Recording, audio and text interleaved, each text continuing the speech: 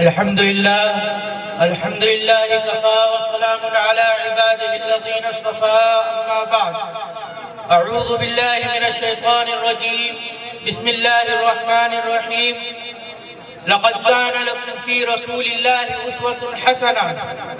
محترم بزرگوں، آج کا دور ترقی یافتہ کہلاتا ہے. ہر گوشہ زندگی میں نئی نئی ایجادات ہو رہی ہے.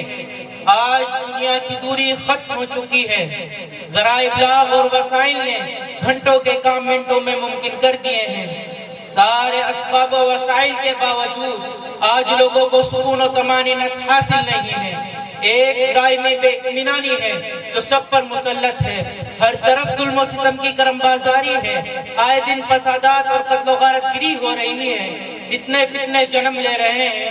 فتنوں کا نہ تھمنے والا سیلاب امڑتا چلا آ رہا ہے. آج ضرورت ہے ان تدبیروں کی، نسخہ کیمیا کی جو نبی امی صلی اللہ علیہ وسلم نے بھٹکی ہوئی انسانیت کے لیے استعمال کیا تھا. یہ خالق کائنات کا عطا کردہ نسخہ تھا جس نے ہٹا ٹوپ تاریکیوں میں پھنسی ہوئی انسانیت کو روشن چاہ راہ پر لا کھڑا کر دیا. جس نے بدترین خلائق کو بہترین خلائق بنا دیا. جس نے مردوں کو مسیحا کر دیا. لہذا آج مسائل کو حل کرنے کے لیے وہی کرنا ناگزیر ہے جو اللہ کے نبی صلی اللہ علیہ وسلم نے کیا تھا. آپ نے اختلاف و انتشار سے تباہ دنیا کو متحد کر کے ایک عملی مثال پیش کر دی. آپ صلی اللہ علیہ وسلم نے دنیا کو بتا دیا کہ انسانوں کسی انسان یا کسی ادارے کی حاکمیت کو تسلیم کرنے کے بجائے ایک ایسی ذات کی حاکمیت کو تسلیم کر لو جس نے سارے انسانوں اور اداروں کو جنم دیا ہے. اسی طرح رسول اللہ صلی اللہ علیہ وسلم نے انسانیت کے درمیان مذہبی اختلاف کو ختم کرنے کی کوشش فرمائی. آج سیرت نبوی صلی اللہ علیہ وسلم سے انسانیت کو یہ رہنمائی مل رہی ہے کہ اے بنی آدم، دہریت اور خدا کے انکار کو چھوڑ کر وحدہ لا شریک لہ پر ایمان لے آؤ. سارے انسان مل کر بس اسی کی رسی کو تھام لو. اسی میں امن و سکون اور طمانینت قلبی ہے. اس کے علاوہ کسی غیر کو تسلیم کر کے قلوب کو راحت نہیں مل سکتی.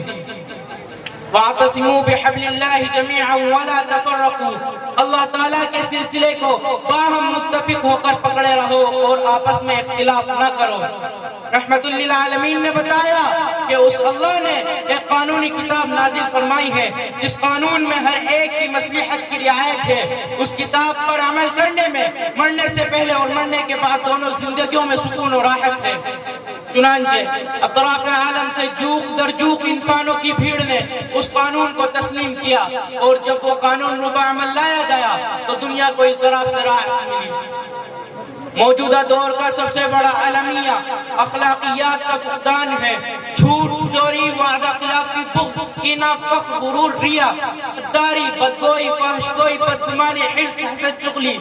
غرض یہ کہ ساری اخلاقی برائیاں عام انسانوں اور مسلمانوں میں ہی نہیں بلکہ اخلاقیات کا انحطاط آ گیا ہے. اس انحطاط و تنزل کا صرف اور صرف ایک علاج ہے کہ رسول اللہ صلی اللہ علیہ وسلم کے اخلاق فاضلہ کو بیان کیا جائے اور ان کے اختیار کرنے کی تلقین کی جائے. آج سیرت نبوی صلی اللہ علیہ وسلم سے ہمیں سب سے بڑی رہنمائی یہی مل رہی ہے کہ جس عرض سے خیر القرون کا صالح معاشرہ بنا آج وہی ماحول پیدا ہو اور ہمارا مقصد صرف اور صرف رضا الہی اور آخرت کی کامیابی ہے. اور بس وآخر دعوانا الحمدللہ رب العالمین.